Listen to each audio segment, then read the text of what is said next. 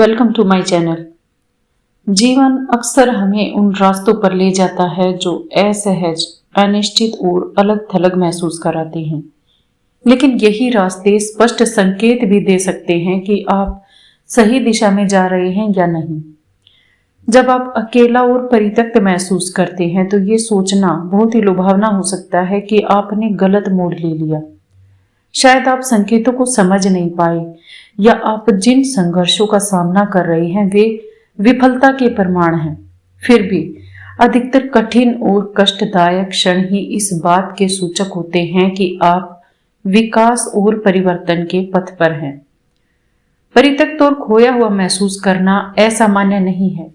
जब आप एक ऐसा मार्ग बना रहे हों जिस पर पहले बहुत कम लोग चले हों, जिस जंगल में आप भटकते हैं, वो परित्यक्त होने का संकेत नहीं बल्कि ये प्रक्रिया का एक जरूरी हिस्सा होता है।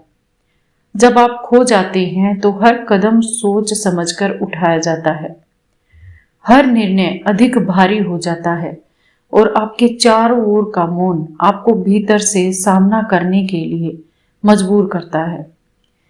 इस टकराव में आप अपने भविष्य को आकार देने वाले प्रश्न पूछना शुरू करते हैं। मैं कौन हूं? मैं कहां जा रहा हूं? ये यात्रा इतनी कठिन क्यों लगती है? ये जंगल कक्षा बन जाता है जहां धैर्य, दृढ़ता और आत्म जागरूकता के पाठ सीखे जाते हैं।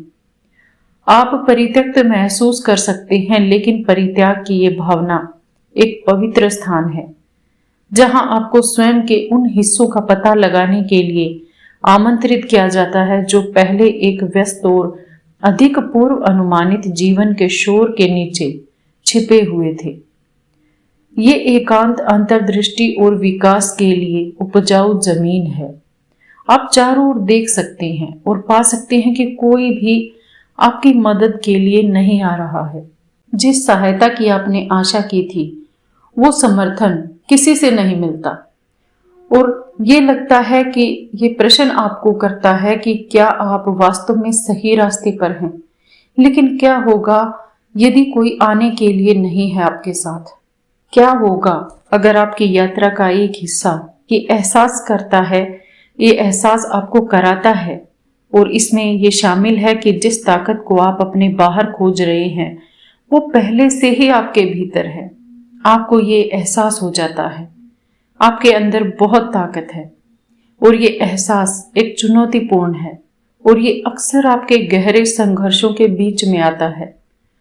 आप अपनी जिम्मेदारी का भार महसूस करके एक प्रकार का उद्धार केवल तभी होता है जब आप अपने पैरों पर खड़े होते हैं और तूफान का सामना करते हैं। लेकिन सच्चाई ये है कि ईश्वर हमेशा आपको कठिनाई से बचाने के लिए नहीं दौड़ता, क्योंकि कठिनाई स्वयं आपको आकार देती है। यहां तक कि बाइबल की कहानियों में भी महानतम व्यक्ति दुख से नहीं बच पाए थे। जितने भी महान संत और महात्मा हुए हैं, सबका जीवन कष्टमय था। अगर स्वयं ईसा मसीह को क्रूस से नहीं बचाया गया होता, हमें क्या लगता है कि हमारी यात्रा में हमारे अपने कुछ भारी क्रूस शामिल नहीं होंगे? परित्यक्त महसूस करने के इस मौसम में आप परिष्कृत हो रहे हो। आपको पुरस्कार दिया जाने वाला है। जिस मार्ग पर आप अकेले चल रहे हैं वो सजा नहीं बल्कि तैयारी है। आप परित्यक्त महसूस कर सकते हैं। आपको लगता है कि मेरे साथ कोई नहीं है, लेकिन ये एकांत जिसमें आपकी आत्मा का परीक्षण किया जा रहा है, उसे मजबूत और शुद्ध किया जा रहा है। आपके चारों ओर के मौन के लिए अकेलेपन का एक कारण है।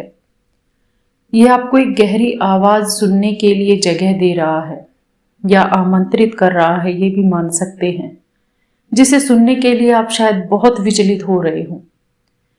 यह इस अकेलेपन में है कि आप ईश्वर के साथ अपने सच्चे रिश्ते को समझना शुरू करते हैं, स्वयं के साथ दुनिया के साथ।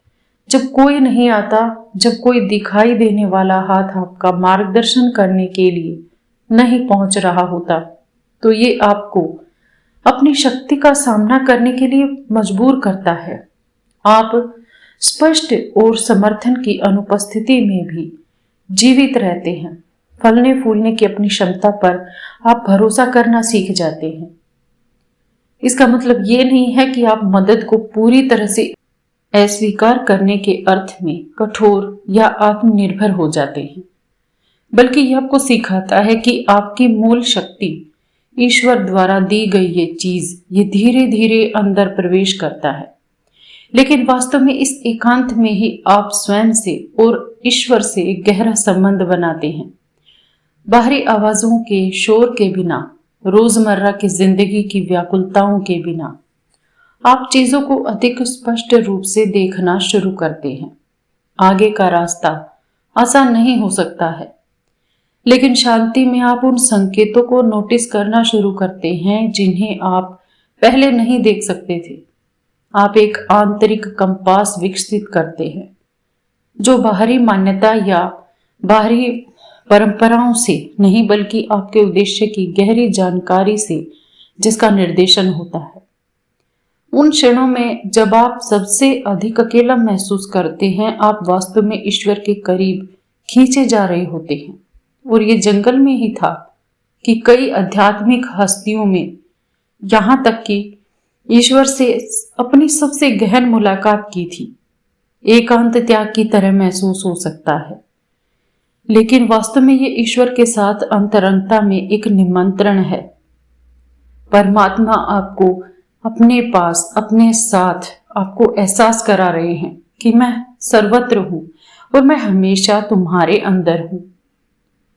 जब आराम और मार्गदर्शन के सभी बाहरी स्रोत छीन लिए जाते हैं, तो आपके पास ये सत्य रह जाता है कि ईश्वर, ये यात्रा स्वयं पर भरोसा करना, आपकी आंतरिक शक्ति पर निर्भर रहना और ईश्वर के साथ ऐसा रिश्ता बनाना सीखने के बारे में है जो दूसरों की उपस्थिति पर आधारित ही नहीं है। दूसरों के साथ रहते हुए आप ये सब नहीं सीख सकते, बल्कि आपकी अपनी आत्मा की सच्चाई पर ही आधारित होता है। जो रिश्ते आने वाले हैं वे तब आएंगे जब आप उन सभी सबक को सीख लेंगे, सभी पाठों को सीख लेंगे जो केवल एकांत में ही सीखे जा सकते हैं। आपका प्रत्येक कदम परित्यक्त या अलग थलग महसूस करने का प्रत्येक क्षण आपको किसी बड़ी चीज के लिए तैयार कर रहा है। अब आप जिन संघर्षों का सामना कर रहे हैं वे वही आग है जो अभी भी हैं। आपको उस व्यक्ति के रूप में ढालना है जो आपको अपनी यात्रा के अगले चरण के लिए बनना चाहिए। हो सकता है आप इसे अभी नहीं देख पा रहे हो, लेकिन ये असहज संकेत, खोया हुआ, परित्यक्त या अकेला महसूस करना इस बात के संकेत हैं कि आप सही रास्ते पर हैं। वे आपको एक ऐसे व्यक्ति के रूप में ढाल रहे हैं जो आपके भविष्य का भार उठा सकता है। कोई ऐसा व्यक्ति जो न केवल जीवित है बल्कि प्रतिकूल परिस्थितियों के बीच फल फूल रहा है। हालांकि ये रास्ता असुविधाजनक है, लेकिन आपको ठीक वहीं ले जा रहा है जहां आपको जाना चाहिए। चलते रहिए। मुझे आशा है कि आपको मेरा वीडियो देखने में मजा आया होगा। अगर आप अभी भी मेरे साथ हैं तो कृपया एक कमेंट करके जरूर बताइए कि आपने क्या सीखा। आज की वीडियो में इतना ही। मिलते हैं अगले वीडियो में एक नए विषय के साथ। तब तक के लिए खुश रहिए। Thanks to all, thanks for watching.